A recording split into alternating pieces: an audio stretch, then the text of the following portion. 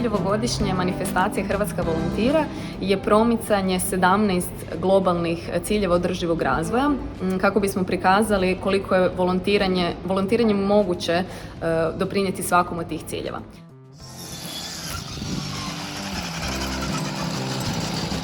Volontiram jer je volontirati zdravo. Volontiranje je održivost. Volontiranje je solidarnost. Što radi Slatina? Slatina volontira! Tako smo danas otvorili službenu manifestaciju ovdje u Osnovnoj školi Središće. Imali smo radionice sa učenicima o volonterstvu, o održivom razvoju. Mi dolazimo iz udruge Maštara. Pozvao nas je Volonterski centar Zagreb danas da održimo radionicu za učenike prvog razreda i onda ih nekako povesti da sami budu sudionici brige o održivom razvoju. I danas u Osnovnoj školi Središće predstavljam svoju udrugu i dva bivša korisnika će pričati o svom iskustvu beskućništva i kako su iz njega izašli. Organiziramo niz konferencija, seminara i radionica za mlade u održivom razvoju. Upravo tako imamo u Osnovnoj školi Središće u sklopu projekta Hrvatska volontira. Zapravo nije to samo zaštita okoliša, ona uključuje i kulturu svakog od nas, način na koji se odnosimo i prema svojim vršnjacima i prema drugim ljudima, prema okolišu. I zapravo održivi razvoj je ravnoteže između gospodarskog razvoja, socijalne jednakosti i skrbi za okoliš.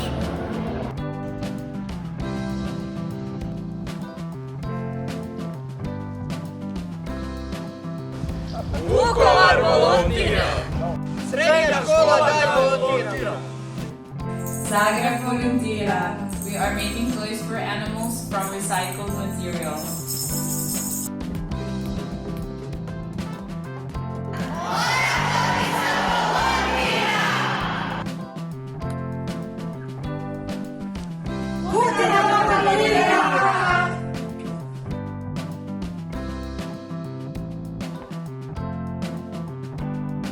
Petrinja volontira!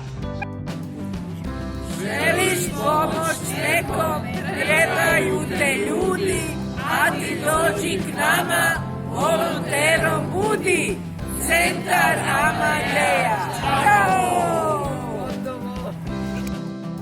Danas u našem predivnom žardinu okupilo 30 udruga i ustanova. A zašto? Zato što na našim danima volonterstva i solidarnosti svake godine nekome pomažemo. Ove godine ne pomažemo udruzi Spektar za kupnju logopedske opreme za njihovu djecu korisnike. Zašto još? Zato što svi zajedno vjerujemo u važnost i snagu volonterstva u izgradnji zdrave, solidarne i održive zajednice. Liga za prevenciju ovisnosti se bavi prevencijom rizičnih ponašanja, socijalnim uključivanjem i razvojem volonterstva u zajednici. Svojim aktivnostima doprinosimo i ciljevima održivog razvoja, prije svega zdravlju i blagostanju, ali također i smanjenju nejednakosti. Svaku godinu smo tu, rado se uključujemo s našim volonterima upravo da doprinesemo ostvarenju tih ciljeva. Posebno smo ponosni na naše inkluzivne volontere koji se zaista mijenjaju kroz volontiranje i evo osobno mislim da je u tome najveća dobrobit volontiranja, da pomažući drugima rastemo sami. Danas vam predstavljam našu humanitarno-volontersku akciju Djeca Slatina za školu u bolnici.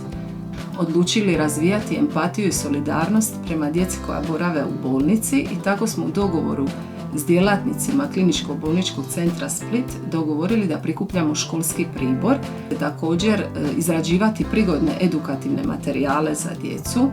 Smatramo da se na taj način u djeci razvija i solidarnost i empatija i pomaganje, sve te socijalno-emocionalne vještine i u skladu s tim možemo reći da se razvija mentalno zdravlje i nas, djelatnika i djece. U našoj školi često pomažemo jednim drugima, a ove godine smo odlučili pomagati djeci u bolnici. Ja želim uljepšati ove dane djeci u koji su na liječenju u bolnici i osjećam se super, pomažemo jednim drugima. volontira u dječjem domu Maestra. I sin volontira.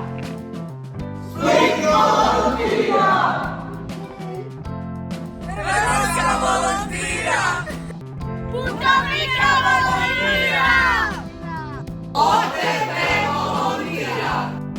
Škola Šime Budinica Zadar volontira. Zadar volontira.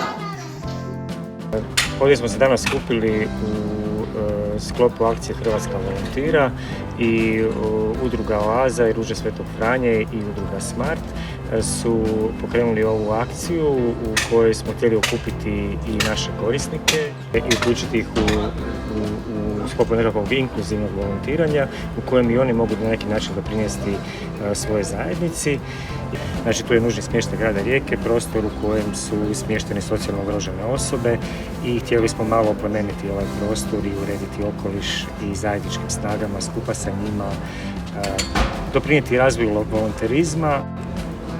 Mi uvijek volimo ovakve akcije u kojima možemo uključiti naše korisnike, jer to je prije svega bitno, jer to je jedan rehabilitacijski projekt, recimo i proces bi se tako moglo reći, gdje naši korisnici imaju priliku upoznati druge volontere, druge korisnike, uživati u lijepom sunčanom vremenu, u zdravom zraku, činiti nešto korisno, a gdje imaju isto ovakve okolnosti ojačaju njihovo samopouzdanje.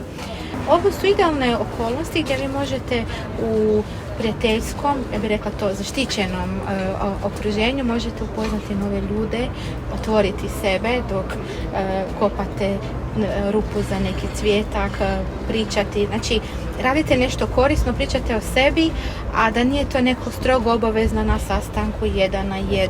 U tim nekim neformalnim okolnostima puno lakše otvorite svoje srce nekim osobama koje možda u nekim drugim okolnostima ne biste rekli.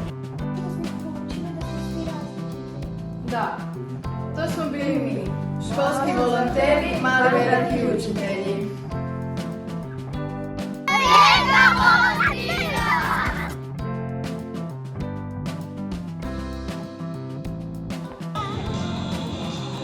Volim volontirati jer mislim da je lijepo činiti dobro. Mi volontiramo za zajednicu.